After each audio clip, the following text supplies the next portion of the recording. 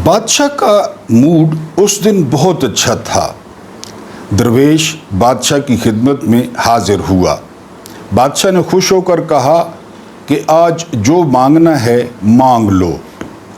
दरवेश ने अपना कुशकोल आगे किया और कहा कि बादशाह सलामत, इस कुशकोल को सिर्फ भर दें।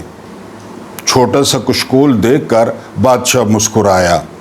बादशाह ने अपने हार उतारे, हीरों वाले अंगूठियाँ उतारी और कुशकोल में डाल दी, लेकिन कुशकोल न भरा।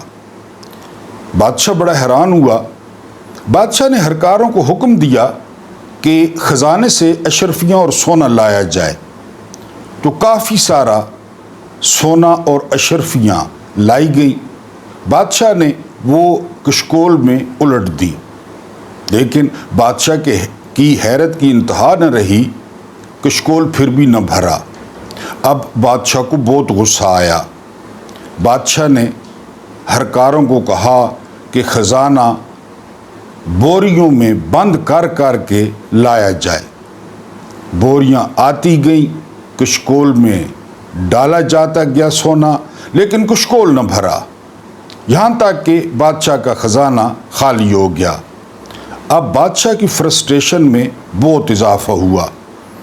अब बादशाह ने दरबारियों की तरफ देखा। सारे दरबारी अपनी जगह से उठे, अपनी मालाएं, हार, अंगूठियाँ, जो कुछ उन्होंने पहना हुआ था उन्होंने कुशकोल में डाल दिया। कुशकोल न भरा। अब बादशाह ने फौज को तलब किया। एक एक फौजी के पास जो कुछ था वो सारा कुछ डाल दिया गया कुशकोल में, लेकिन कुशकोल न भरा। जब फौज खाली हो गई तो बादशाह ने रियाया में ऐलान किया कि वो आकर इस कुशकोल को भरें। रियाया में से एक एक घर, जो पहले अमीर थे उन्होंने कोशिश की, फिर जो थोड़े अमीर थे उन्होंने कोशिश की, फिर बात गरीबों पे आ गई, उन्होंने कोशिश की, कुशकोल न भरा। आखिरकार बादशाह बहुत ज़्यादा तंग हुआ और बादशाह ने तमाम रियाया को कहा कि मेरा जो महल है एकड़ों पे मुश्तमिल, इस महल को उठा के कुशकोल में डाल दिया जाए।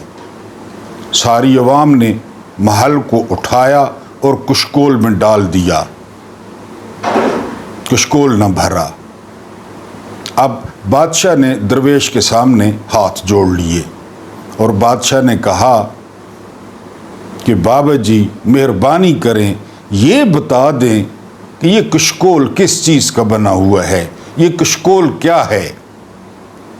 तो बाबा जी ने मुस्कुराते हुए कहा कि ये कुशकोल नहीं है, ये इंसानी ख्वाहिशात हैं जो कभी भी पूरी नहीं होती।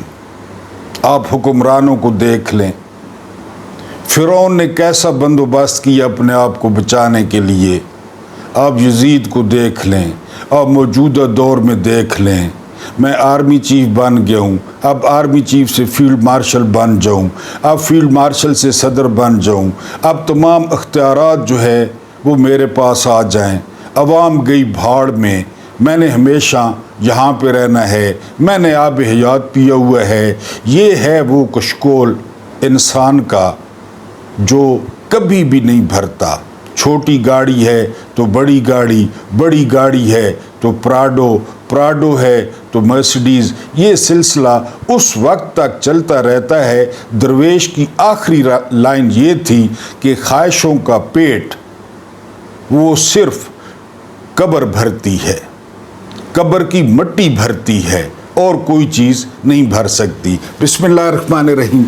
मेरा नाम महमूद नियादी है। अस्सलाम वालेकुम वरहमतुल्लाहि वबरकातुहू। आप जानते होंगे कि आज 18 सितंबर है और दिन है जुमेरात का। आपको मैं अक्सर कहता हूँ कि ये जो जुमेरात वाला दिन है ये मरहूमीन के लिए तोहफ़े भेजने का दिन होता है, और तोहफ़े ये हैं कि उनकी मग़फ़रत की और उनके दर्जात की बुलंदी के लिए दुआ की जाए और लाजमी आप लोग दुआ करें।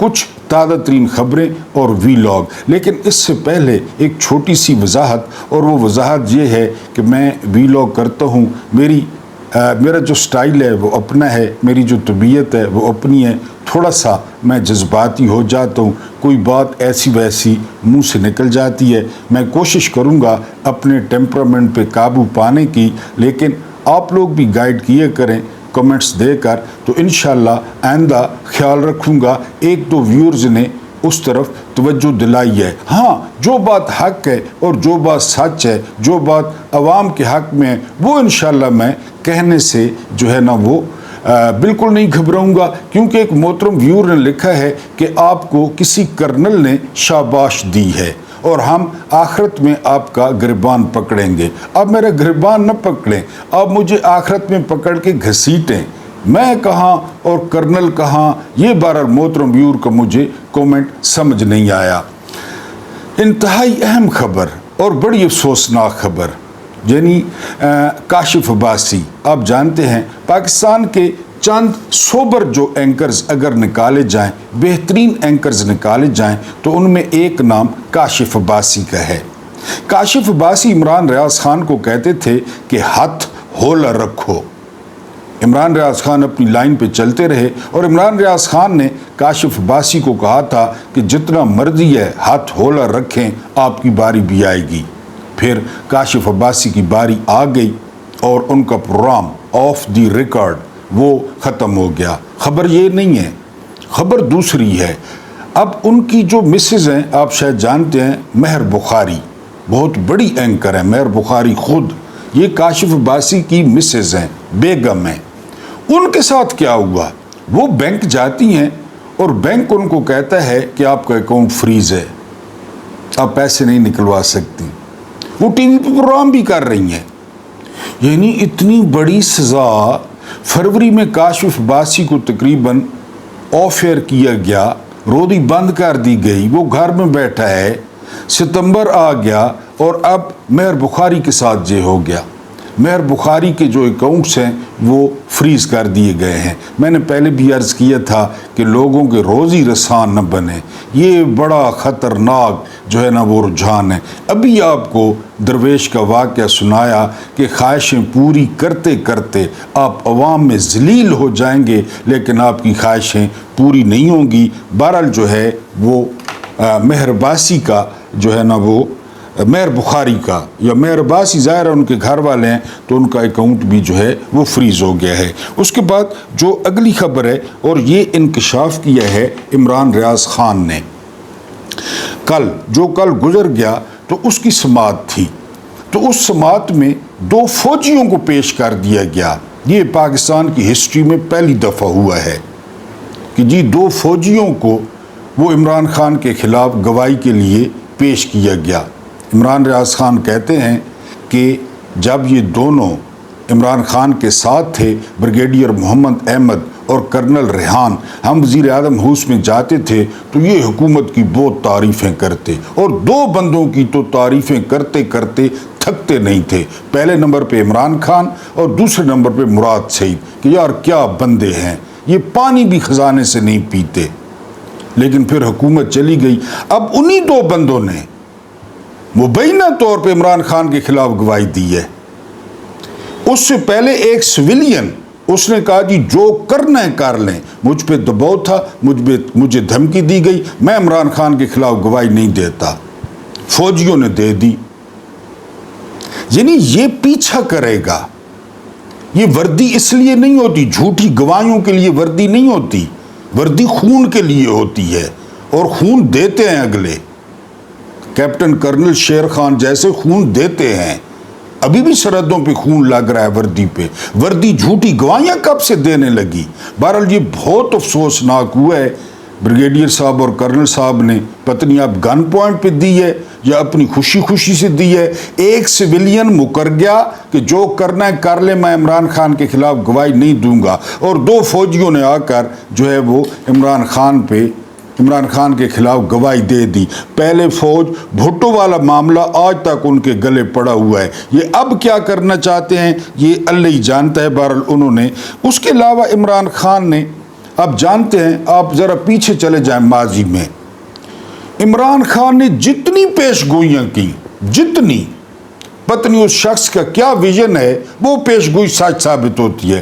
آپ کو یاد ہوگا پاکستان کی تاریخ میں پہلی دفعہ عمران خان نے کہا تھا کہ نون لیگ اور پیپلز پارٹی ایک ہیں، حالانکہ نون لیگ نے ننگے فوٹو پھینکے پیپلز پارٹی کے۔ پیپلز پارٹی نواز شریف کو ضیاء الحق کا روحانی بیٹا کہتی، ضیاء الحق جس نے بھٹو کو پھانسی لگائی، یعنی لوگ کہتے تھے عمران خان بھی عجیب آدمی ہے، ایک نہیں ہو گئے، کس طرح ایک ہوئے ہیں؟ یہ سب سے پہلے عمران خان نے کہا تھا۔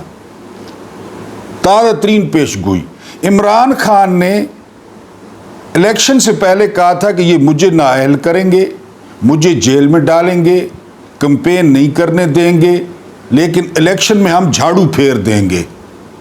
سہیل وڑائچ جیسا بندہ وہ ایک رات پہلے کہہ رہا تھا، یعنی اگلے دن پولنگ تھی، کہ پی ٹی آئی 20 سیٹیں لے گی۔ عمران خان کیا کہہ رہے تھے؟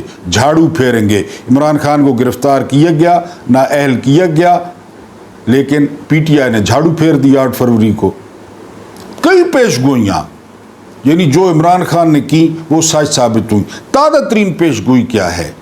تازہ ترین پیش گوئی یہ ہے کہ جو ظلم پاکستان میں ہو رہا ہے، جو ناانصافی ہو رہی ہے، تو میں شری لنکا، بنگلہ دیش اور نیپال کی جو پوزیشن ہے وہ دیکھ رہا ہوں کہ پاکستان میں بہت جلد جو ہے وہ رونما ہونے والی ہے۔ یہ عمران خان نے تازہ ترین پیش گوئی کی ہے اور آپ دیکھ لیں گے۔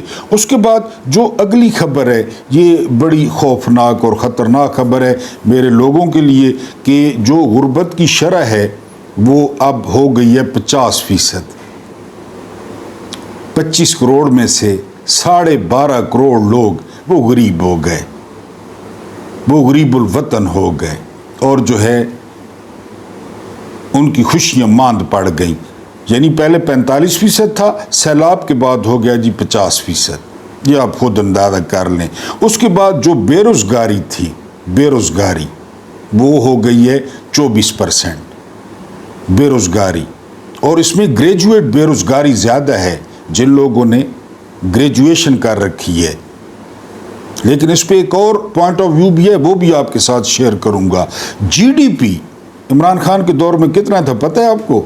6.1، لیکن پھر سائفر آیا، عمران خان یہودی ایجنٹ تھا، عمران خان کو ہٹا دیا گیا، اب ہے جی 1.62۔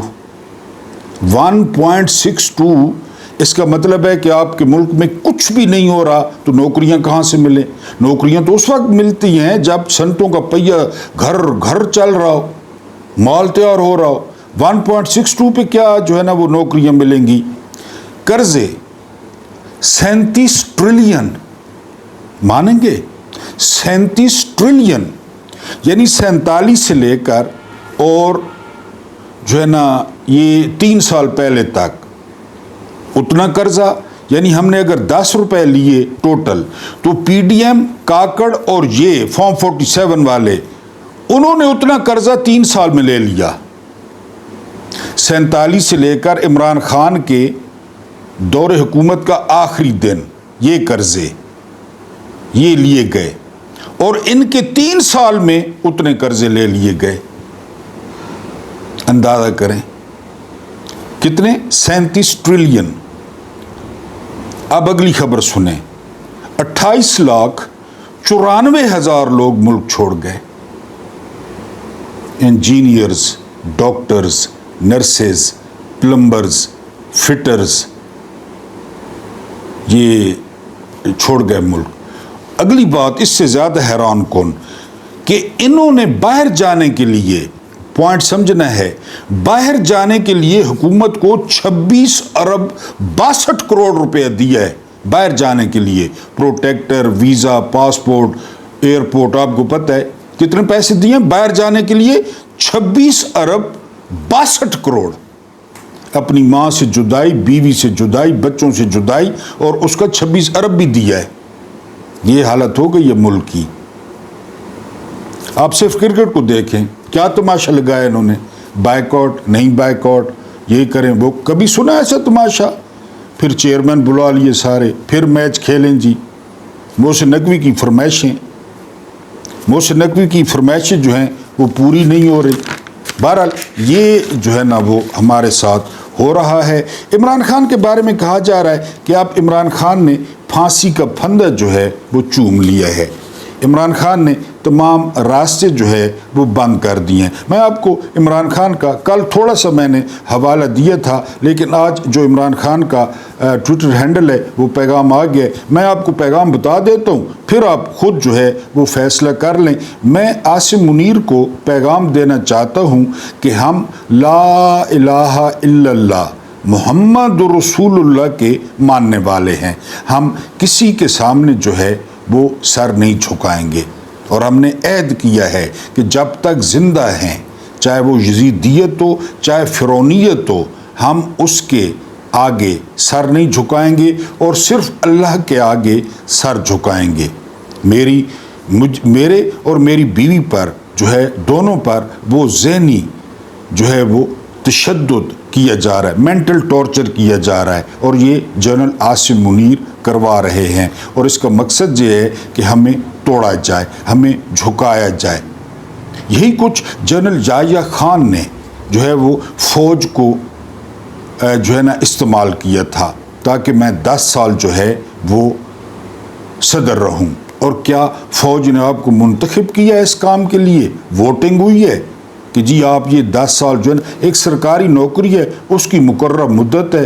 पहले भी आया चीफ, कितने चीफ आए और कितने गए। उसी तरह तो आप याह्या की तरह जो है ना वो बिहेव कर रहे हैं, और आप वो सब कुछ कर रहे हैं जो याह्या ने किया इक़्तिदार के लिए। और उसका नतीजा क्या निकला कि पाकिस्तान 2 लाख तो हो गया। और इस सारे काम को करने के लिए आसिम मुनीर वो फ़ौज का कंधा वो इस्तेमाल कर रहे हैं। उसके बाद क्या कहते हैं, उसके बाद जो है ना इमरान खान कहते हैं कि जनरल आसिम मुनीर ने अपने 10 साल इक़्तिदार के लिए वो सब कुछ कर दिया जिसकी पहले मिसाल नहीं मिलती। सबसे पहले जमहूरियत का गला घोंटा गया, उसके बाद 9 मई का फॉल्स फ्लैग ऑपरेशन किया गया पीटीआई को कुचलने के लिए, ख़त्म करने के लिए। और इन सब का जो मास्टरपीस था वो ये कि 8 फरवरी 2024 का सारा इलेक्शन जो है वो चोरी कर लिया गया। अवाम का मैंडेट चोरी करके चोरों को मुसल्लत कर दिया गया। इसके बाद जो सबसे बड़ा जुल्म किया गया वो ये कि अदलिया को 26वीं तरमीम के ज़रिए मफलूज करके अपने चपड़ासी बना लिया गया, अपने बटमैन बना लिया गया। मीडिया जो बड़ी तेज़ी से और बड़ी मुश्किल से खड़ा हुआ था और वो एक्सपोज करता था, मीडिया की आज़ादी को सल्ब कर दिया गया। पहले अदलिया ख़त्म की गई, फिर मीडिया ख़त्म किया गया। अभी आप मीडिया देख लें, मीडिया सैलाब वाले भी नहीं दिखा रहा कि हुकूमत बदनाम होगी। उसके बाद यानी कहते हैं कि जब से जनरल आसिम मुनीर चीफ बने तो अफ़गानिस्तान के साथ हमारे जो मामलात हैं वो बहुत ख़राब हुए हैं, और इनको जानबूझ के ख़राब किया गया है। जानबूझ के अफ़गान मुहाजिरीन को धक्के देकर निकाला गया है, ड्रोन हमले किए गए हैं, झड़प भी हुई है अफ़गानिस्तान के साथ। ये सारा कुछ जनरल आसिम मुनीर की वजह से है। उसके बाद वो कहते हैं कि जो ही आसिम मुनीर जो है ना चीफ बने, इन्होंने अफ़गानिस्तान को धमकियां देना शुरू कर दी। ये असल में मगरिब को दिखाना चाहते थे कि दहशत गर्दी के ख़िलाफ़ वो हीरो हैं और मगरिब उनके साथ मिल जाए। उसके बाद जो है वो अगली बात जो खान साहब ने की कि दहशत गर्दी बहुत बढ़ गई, और वाकई ये तो सारे कह रहे हैं कि 2014 के बाद जो दहशत गर्दी है वो बहुत बढ़ गई है, और हमारे जवान रोज़ाना की बुनियाद पर शहीद हो रहे हैं, जिसकी वजह से मैशत बैठ गई। अभी आपको मैशत का बताया, मैशत सुकड़ गई और कर्ज़ा जो है वो 2 गुना हो गया। जितना कर्ज़ा हमने सारी ज़िंदगी लिया उतना जो है वो इन 3 सालों में ले लिया गया। फिर उसके बाद खान साहब कहते हैं कि सबसे ख़तरनाक जो काम किया गया वो पाकिस्तान में पहली दफ़ा इखलाकियात का जो है वो जनाजा निकाला गया। औरतों को घसीटा गया, न बुज़ुर्गों को देखा गया, न बच्चों को देखा गया, न एयर कमोडोर सजाद हैदर को देखा गया, उनको धक्के मारे गए। फिर खान साहब अपनी पार्टी पे आते हैं और उन्हें कहते हैं कि आप जितना मीठा मीठा खेलें, आप लोग जितना जो है वो گڈی گڈی ہو جائیں، آپ اپنی سیاسی قبریں بنا رہے ہیں۔ اور واقعی آپ دیکھ لیں، اول تو ان کو پی ٹی آئی کا ٹکٹ نہیں ملے گا اگر عمران خان باہر آتے ہیں، الیکشن لڑتے ہیں، یہ جو بھی پھر رہے ہیں نا، اول تو ان کو ٹکٹ نہیں ملے گا، اگر ٹکٹ مل بھی گیا تو ان کی حالت جو ہے وہ پرویز خٹک یا محمود خان جیسی ہوگی۔ تو خان صاحب نے ان کو بر وقت جو ہے نا وہ خبردار کر دیا ہے کہ وہ حقیقی اپوزیشن کا کردار ادا کریں۔ آج کل وکلا میں آپ بڑی گہما گہمی دیکھ رہے ہوں گے، آپ کو یاد ہوگا لانگ مارچ افتخار چودھری والا، اس لانگ مارچ میں نے ڈنڈے کھائے تھے، آنسو گیس کھائی تھی، افتخار چودھری بحال ہو گئے تھے، مشرف کی کمر ٹوٹ گئی تھی، بعد میں پتہ چلا تھا کہ اس کے پیچھے جنرل اشفاق پرویز کیانی تھے، D G I S I, کیونکہ ان کے بغیر کوئی تحریک نہیں چلتی۔ حالات وہی لگ رہے ہیں، ایک ریٹائرمنٹ ہونی ہے اکتوبر میں D G I S I کی، ایک ریٹائرمنٹ ہونی ہے نومبر میں آرمی چیف کی۔ تو وکلا 2-3 دن سے وہ کافی بڑھ کے باتیں کر رہے ہیں، حالانکہ ان کو پلاٹ ملے، ڈی ایچ اے میں ملے، کھابے ملے، آدم ندیر تارڑ نے ان کو چیک دیے، ان کے منہ بھرے، لیکن آپ دیکھ اس پہ آپ نے نظر رکھنی ہے۔ وکلا اگر متحرک ہو جاتے ہیں تو آپ نے ذہن میں رکھنا ہے کہ یہ کھیل جو ہے نا ہر مشرف کے لیے ایک کیانی ہے، بس اتنی ساری کہانی ہے۔ تو آپ نے نظر رکھنی ہے کہ یہ اگر تحریک بڑھتی ہے، بھڑکتی ہے، تو پھر آپ نے سمجھ جانا ہے اور تھوڑے کہے کو زیادہ جانے۔ اس کے بعد سعودی عرب کے ساتھ ایک معاہدہ ہوا ہے کہ کسی بھی ملک پہ جو حملہ ہے وہ دوسرے ملک پہ تصور کیا جائے گا۔ یہ ضیاء سے، مشرف سے، یعنی ہر دور میں ہم نے جو ہے نا ویسے بھی ذمہ داری لی ہوئی ہے کہ مکہ اور مدینہ کی جو حفاظت ہے وہ ہماری ذمہ داری ہے، وہ مذہبی ذمہ داری بھی ہے، شرعی بھی ہے، اخلاقی بھی ہے، لیکن اب بہت زیادہ پروٹوکول دیا گیا ہے جو ہے نا وہ شہباز شریف کو، اور بہت ان کی یو بھگت کی گئی ہے، فیلڈ مارشل بھی ساتھ تھے۔ کہا جا رہا ہے کہ ہمیں ڈالرز ملیں گے، اس کے بدلے ہم کرائے پہ بندوق دیں گے، کرائے پہ ظاہر ہے ہمیں ڈالرز ملیں گے، لیکن ہمیں خوش ہونے کی ضرورت نہیں ہے، ہمیں تھوڑے ڈالرز ملے ہیں جب سے پاکستان بنا ہے، تو کدھر گئے وہ ڈالرز؟ یعنی ہم نے فیفا ورلڈ کپ کی سیکیورٹی ہمارے ذمہ تھی جو قطر میں ہوا، اور کہا جاتا ہے کہ کروڑوں ڈالر ملے قطر سے، کدھر گئے وہ؟ کبھی سنا ہے؟ ورلڈ کپ کو کتنے 22 میں ہوا تھا، 2022 میں، وہ کدھر گئے ڈالر؟ کس کو ملے؟ پاکستان کے کس کام آئے؟ تو جنہوں نے لینے تھے لے لیے۔ یہ بھی سعودیہ اب ریال دے گا، ڈالر دے گا، کیونکہ سعودیہ قطر کے حملے کے بعد نا بہت ڈر گئے ہیں۔ اب امریکہ بھی جو ہے نا وہ اس پہ رد عمل دے رہا ہے۔ اب یہ کہا جا رہا ہے کہ جو عاصم منیر صاحب ہیں ان کی امریکہ کے ساتھ وہ بات نہیں رہی جو لنچ پہ تھی، امریکہ شاید انہیں جھنڈی کرا چکا ہے، تو اب انہوں نے جو ہے نا وہ قبلہ بدل لیا ہے، اب انہوں نے در بدل لیا ہے، اب وہ محمد بن سلمان کے در پہ جا کے بیٹھ گئے ہیں، حالانکہ یہ پہلے سے موجود ہے، پہلے سے۔ اب بہت بڑا معاہدہ ہوا ہے کہ اگر سعودیہ پہ حملہ ہوتا ہے تو پاکستان اس کا دفاع کرے گا، لیکن سوال یہ پیدا ہوتا ہے خدا نخواستہ کہ سعودی جو ہے نا کسی پہ حملہ کر دیں، جس طرح یمن پہ کیا تھا، نواز شریف کا دور تھا، راحل شریف چیف تھے، تو پارلیمنٹ نے کہا تھا کہ ہم تو ایسا نہیں بنتے اور بننا بھی نہیں چاہیے اگر سعودیہ اس کو غلط استعمال کرتا ہے۔ ہاں، سعودیہ کی جو حفاظت ہے اور خاص کر حرمین کی جو حفاظت ہے وہ ہمارے 25 کروڑ لوگ وہ اپنی گردن کا خون دے دیں، وہ بھی کام ہے، دینا چاہیے مکہ اور مدینہ کے لیے۔ لیکن عمر چیمہ کہتے ہیں کہ جی آپ کو بندوق چاہیے، یہ اسٹیبلشمنٹ کے اور حکومت کے ٹوٹ ہیں، آپ کو بندوق چاہیے، ہمیں جو ہے نا وہ ڈالرز چاہیے، آپ بندوق لے لیں، ہمیں ڈالرز دے دیں۔ لیکن میں بار بار یہ کہہ رہا ہوں کہ یہ معاہدہ ضیاء کے دور میں بھی تھا، یہ معاہدہ مشرف کے دور میں بھی تھا، یہ ہر راحل شریف کے دور میں بھی تھا۔ اب اس معاہدے کو بہت زیادہ جو ہے نا وہ ہائپ دی جا رہی ہے، اور امریکی رد عمل اس پہ بڑا عجیب ہے، کیونکہ امریکہ کے اڈے موجود ہیں، امریکہ کی فورس موجود ہے سعودیہ میں۔ امریکہ نے سب سے پہلا سوال یہ کیا ہے کہ کیا سعودیہ کو ہم پر اعتبار نہیں رہا؟ ایک اور کنسرن ہے امریکہ کا، اور وہ کنسرن ہے اس کا ناجائز بچہ اسرائیل۔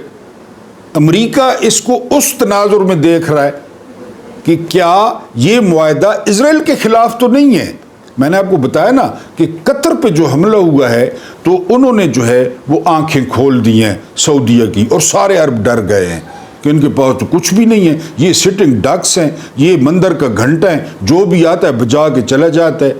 ایک اور تھیوری ہے، وہ تھیوری یہ ہے کہ یہ معاہدہ کر کے عوام کی آنکھوں میں دھول جھونکا جائے گا اور یہ سارے باجماعت یہ اسرائیل کو ابراہیم ایکارڈ کے جو ہے نا وہ تحت وہ اس کو تسلیم کر لیں گے۔ لیکن دیکھتے ہیں کہ آنے والے وقت میں اس معاہدے سے کیا نکلتا ہے، لیکن یہ شور ہے ریال ملیں، ڈالرز ملیں، فیفا ورلڈ کپ کی طرح وہ محفوظ پناہ گاہوں میں چلے جائیں گے، اور پاکستان 78 سال سے اسی چورن پہ چل رہا ہے۔ اب یہ معاہدہ ہو گئے، اب یہ معاہدہ ہو گئے۔ معاہدہ بھٹو صاحب نے بہت اچھا کیا تھا جب لوگوں کو باہر بھیجا تھا روزگار کے لیے، ابھی تک لوگ جو ہے وہ باہر ہیں۔ بہرحال یہ معاہدے اللہ پاک آپ کو آسانیاں عطا فرمائے، آسانیاں بانٹنے کی توفیق عطا فرمائے۔ میرا رب کریم آپ کے اور میرے مرحومین کی مغفرت فرمائے، ان کے ساتھ عدل کا نہیں رحم کا اور احسان کا معاملہ فرمائے۔ مجھے برداشت کرنے کا بہت بہت شکریہ۔